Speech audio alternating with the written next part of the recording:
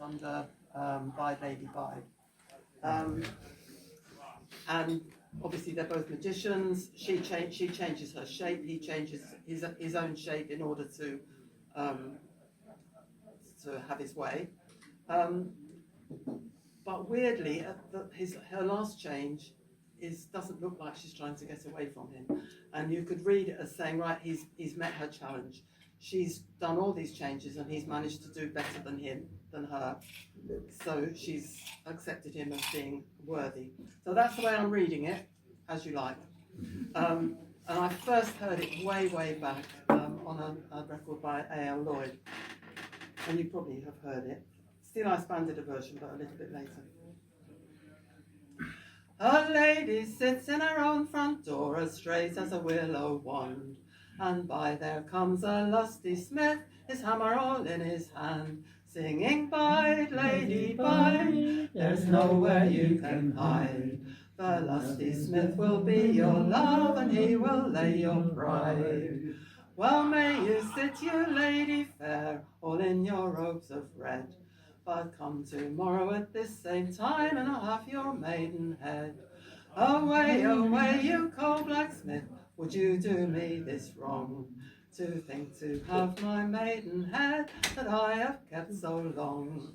And the lady, she held up her hand, and swore upon her soul, that she'd not be the blacksmith's love for all of her box of gold. And the blacksmith, he held up his hand, and swore upon the mass, "I'll have you in my bed, young girl, for the half of that or less," singing, "Bide, lady, bide, there's nowhere you can hide. The lusty smith will be your love, and he will lay your pride." So she changed into a little dove, and she flew in the air, and he became an old cock pigeon, and they flew pair and pair.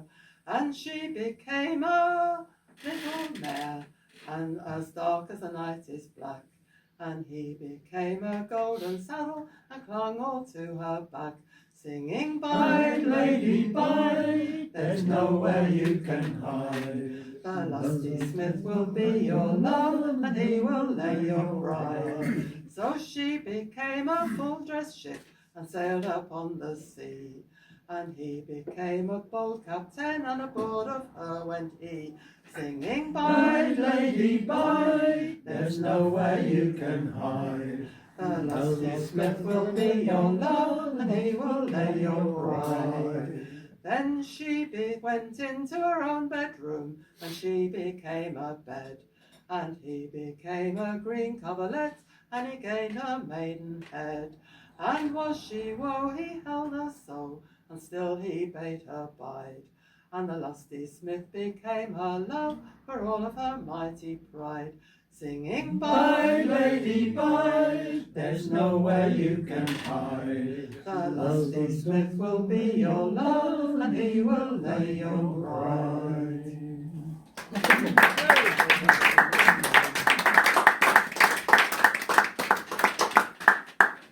Thank you very much. Sheila, there's another take on that, leaving the rape aside. Yeah. That it's misogyny, and he has won. The patriarchy has won. Absolutely. And I think that is a reading. And there's another against reading, which is he's a blacksmith and she's a lady, so it's a class war. And so, interesting, wonderful, yeah. you know. Yeah. Well, weird song anyway, isn't it? But anyway, I said A.L. Lloyd sang it on a record years and years ago, and I wrote the words down at the age of, I don't know, about 20 or something, with a ballpoint pen, not ballpoint, the other one, fountain pen. Fountain pen. After song. Right. Big hand for Richard.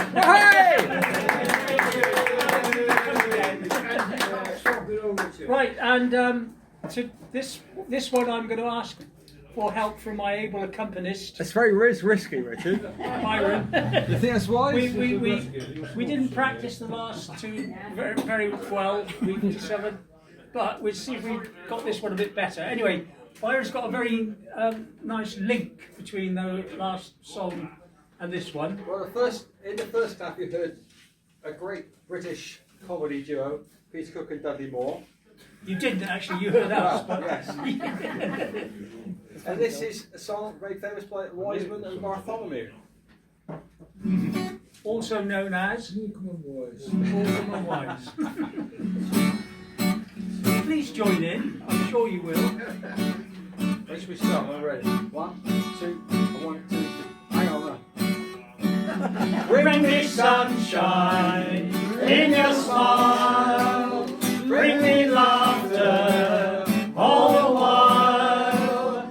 In this world where we live, there should be more happiness, so much joy you can give to each brand new bright tomorrow. Make me happy through the years, never bring me any tears. Let your arms be as warm as the sun from up above. Bring me fun, bring me sunshine, bring me love. Bring me sunshine in your eyes, bring me rainbows from the skies. Life's too short to be spent having anything but fun. We can be so content if we get a little sunbeams. Be light-hearted all day long. Keep me singing happy songs.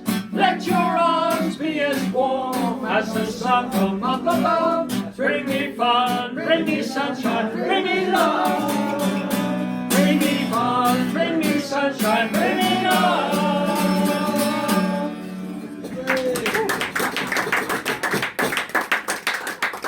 Thank you very much, Al.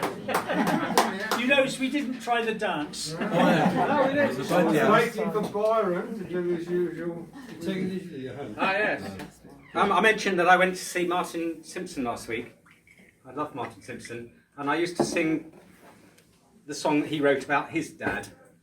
And I was going to sing that tonight if I had two songs, but I'm not going to. I'm going to sing the song that I wrote about my dad, inspired by Martin's song.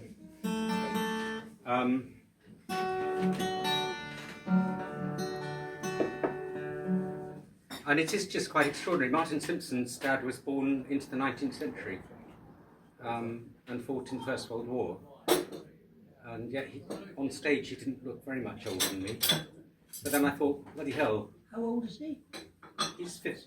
He was born in 53, so he's 72. His dad must have been quite old when he had him. Must have been. Yeah.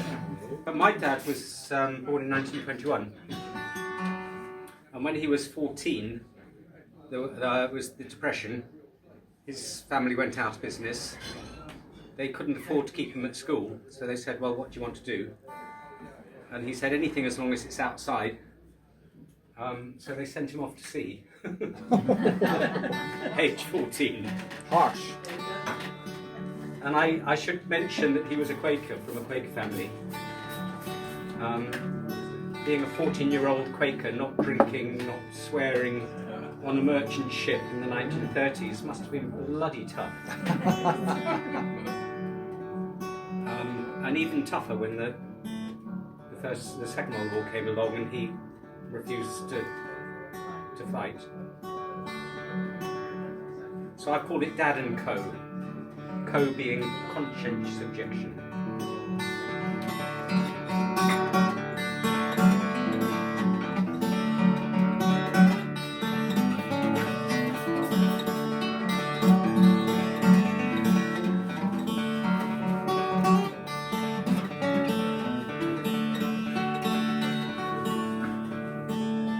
My dad was but a young lad when he first put out to sea, signing his indentures with a shipping company, crossing stormy oceans on rusty merchant ships, holds full of exotic goods on long round homebound trips. He told stories of his travels that I learned upon his knee, the adventures and misadventures of his many years at sea, of cockroaches in the cargo of captains who were drunk, memories enough to fill a worthy seaman's trunk. He told stories of He told stories of the tropics and of icy northern climes, long hours of tedium spliced with the most exciting times, of watches on the Salty Bridge where they kept a constant log, running out of water, running into fog. By 1938 he was an officer second mate. Working on his master's ticket he had stepped up to the plate. But as the fascists came to power and World War II began, they were arming all the merchant men and he refused to fire a gun. What do we owe, we many, to the few who take a stand? Who ask the awkward questions and demand we understand? Well, some might think him cowardly, but I think he was brave to stand by his convictions, though the consequence be grave.